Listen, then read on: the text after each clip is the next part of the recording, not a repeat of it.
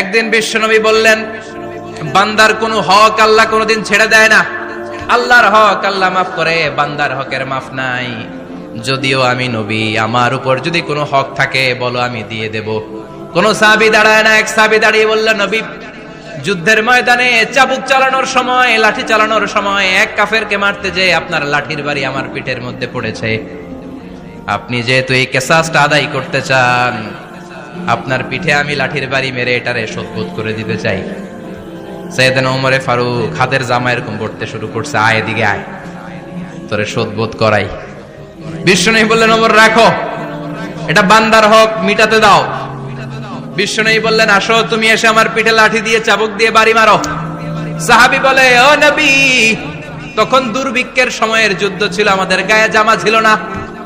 যখন আপনি আমার চাবুকটা পিঠের মধ্যে মেরেছেন, আমার পিঠে তখন জামা ছিল না।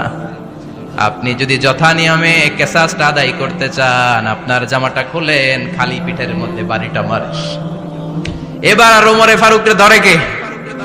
এদিকে আয়, তোরে দেখাইতেছি। বিশ্বনবী বললেন, ওমর থামো, মারতে দাও। বিশ্বনবী উনার জুব্বাটা উপরের দিকে উঠালেন, পিঠের মধ্যে বাড়ি দেওয়ার জন্য ওই সাহাবীকে ডাকলেন। ওই সাহাবী বিশ্বনবীকে পিছন দিক থেকে জড়িয়ে ধরে ওই মোহরে নবুয়তের মধ্যে চুমু দিয়ে ফেলেছে। সাহাবী বললেন, নবী গো, এই নাটক করার জন্য আপনি আমারে মাফ করে দিয়েন। আপনি বিশ্বনবী, উদম গায়ে আপনারে দেখা যায় না, খালি গায়ে আপনারে দেখা যায় না। শুনেছি আপনার পিঠের মধ্যে মোহরে নবুয়ত আছে। অনেক দিনের সাধনা, জল্পনা কল্পনা, আপনার মোহরে নবুয়তে আমার ঠোঁটটা আমি লাগাবো।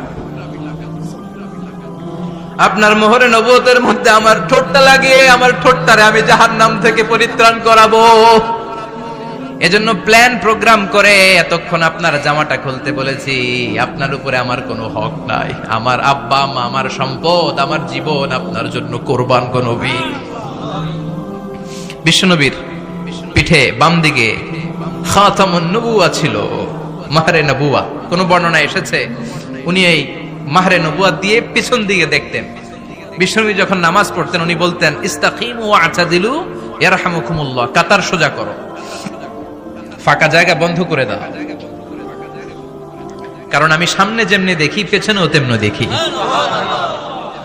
অনেকে বলেন বিশ্বনবী পেছনে দেখতেন এই মাহরে নবুয়তের জায়গাটা দিয়ে। এটা ছিল বিশ্বনবীর behind CC camera, behind close circuit camera. আল্লাহু আকবার। বিশ্বনবী ছাড়া কোন নবীর পিঠে এরকম মাহরে নবুয়া ছিল নাকি? কথা বলেন। এজন্য ওই নবীরে গালি দিলে সহ্য হয়? কথা বলেন, সহ্য হয়? আবিয়াদুল ইবতাইন, বগল ছিল শুভ্র সাদা। আমাদের বগল কি সাদা? দুর্গন্ধ, কুৎসিত, কালো, তাই না? বিশ্বনবীরটা কালো? কথা কন, শুভ্র সাদা। আমরা দোয়া করি এভাবে। বিশ্বনবী মাঝে মাঝে দোয়া করতে করতে, বৃষ্টির জন্য যখন দোয়া চাইতেন, আরাফার ময়দানে যখন দোয়া চাইতেন, দোয়া করতে করতে হাতটারে উপরের দিকে করতেন। সবাই এরকম হাত তোলেন, সবাই হাত তোলেন। বিশ্বনবী মাঝে মাঝে আবেগের চোটে এইখান থেকে হাতটা এই জায়গায় নিয়ে যেতেন। সুবহানাল্লাহ। বিশ্বনবী যখন হাত আবেগের চোটে উপরের দিকে উঠাতেন, বিশ্বনবীর বগল দেখা যেত। সাহাবারা বলতেন, হাত্তা ইরা বায়াদু ইবতাইহি, এই সুযোগে আমরা দেখতাম ওনার বগলটা ধবধবে সাদা, কোনো দাগ ছিল না। মুস্তাওয়াল জাবিন, প্রশস্ত ললাট ছিল। আসাম্মুল আনফ, খাড়া নাক ছিল। বিশ্বনবীর নাক কিন্তু বোচা ছিল না, এরকম চ্যাপটা নাকরে আপনারা কোম্পানিগঞ্জে কি বলেন? সাকমা? কি নাক? হ্যাঁ, বুসা। বিশ্বনবীর নাক এই চাকমা স্টাইলে নাক ছিল না, খাড়া ছিল, খাড়া নাক ছিল। সুবহানাল্লাহ পড়েন। মুফাল্লিজুল আসনান, দাঁতগুলো ছিল পরিপাটি। বিশ্বনবীর দাঁতের দিকে তাকালে, বিশ্বনবীর হাসির দিকে তাকালে মনে হতো হাসিতে যেন মুক্তা ঝরে। বিশ্বনবী দেখতে কেমন ছিল আন্দাজ পাচ্ছেন না মোটামুটি? এই চমৎকার দেহটা নিয়ে যখন আয়নার সামনে দাঁড়াতেন, বিশ্বনবী জোস জোস পোজ দিতেন না। এখনকার ছেলেপেলেরা বলে আয়নার সামনে দাঁড়াইয়া দেই জোস জোস পোজ, আছে না নাই? বিশ্বনবী জোস জোস পোজ দিতেন না। বিশ্বনবী আয়নার সামনে দাঁড়িয়ে বলতেন, আল্লাহুম্মা হাসানতা খালকি ফাহসিন খুলুকি, ও আল্লাহ, আমার চেহারাটা যেমনি আপনি সুন্দর বানিয়েছেন, আমার হৃদয়টারেও সুন্দর করে দেন। What a attitude, what an attitude! কি অ্যাটিটিউড ছিল ওনার! আমরা আয়নার সামনে সেজে পড়ে দাঁড়ালে চুলকে সাইজ করি, পাং করি, স্টাইল করে, ডিজাইন করি। বিশ্বনবী সুন্দর চেহারাটা নিয়ে যখন আয়নার সামনে দাঁড়াতেন, বলতেন আল্লাহ, আমার চেহারাটা যেমনি সাদা, হৃদয়টারেও সাদা করে দেন। কিছু মানুষ আছে চেহারা সাদা, হৃদয় কালো, আছে না নাই? কিছু মানুষ আছে চেহারাটা কুচকুচে কালো, অন্তরটা সাদা, এমন মানুষও আছে না নাই? বিশ্বনবীর ভেতরও সাদা, বাহিরও সাদা। সুবহানাল্লাহ। আর এই সুন্দর সাদা দেহ নিয়ে আয়নায় দাঁড়িয়ে পড়তেন, আল্লাহ, চেহারা যেমনি সুন্দর, চরিত্রটাও সুন্দর করে দেয়। এজন্য আয়নার সামনে দাঁড়িয়ে এই দোয়ার দরকার আছে না নাই?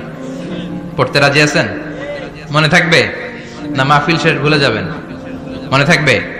আয়নার সামনে আপনি যখন দাঁড়াবেন, আপনার স্ত্রী যখন দাঁড়াবে, আপনার বাচ্চারা যখন দাঁড়াবে, বলে দিবেন, বাবা, আয়নার সামনে দাঁড়ানোর দোয়া পড়ো। কত অসাধারণ দোয়া! পড়েন আওয়াজ করে আমার সাথে, আল্লাহুম্মা হাসানতা খালকি ফাআহসিন খুলুকি, আল্লাহুম্মা হাসানতা খালকি ফাআহসিন খুলুকি। এর মানে, আল্লাহ, আমার চেহারাটা করেছো সুন্দর, আমার আচরণ, আমার চরিত্রটাও সুন্দর করে দাও। চিৎকার করে পড়েন আমিন। তাহলে বিশ্বনবীর ব্যাপারে তিনটা কথা আমরা শুনবো বলেছিলাম, প্রথমটা শুনে ফেলেছি। মানে উনি দেখতে কেমন ছিল, উনি দেখতে কেমন ছিল, এর মধ্যে আমাদের আমলের কিছু নাই, শুধু বর্ণনা করা আর শোনা আর বিশ্বনবীকে ভালোবাসা, ঠিক কিনা? কারণ উনার না খাড়া, আমার তো খাড়া নাও হইতে পারে।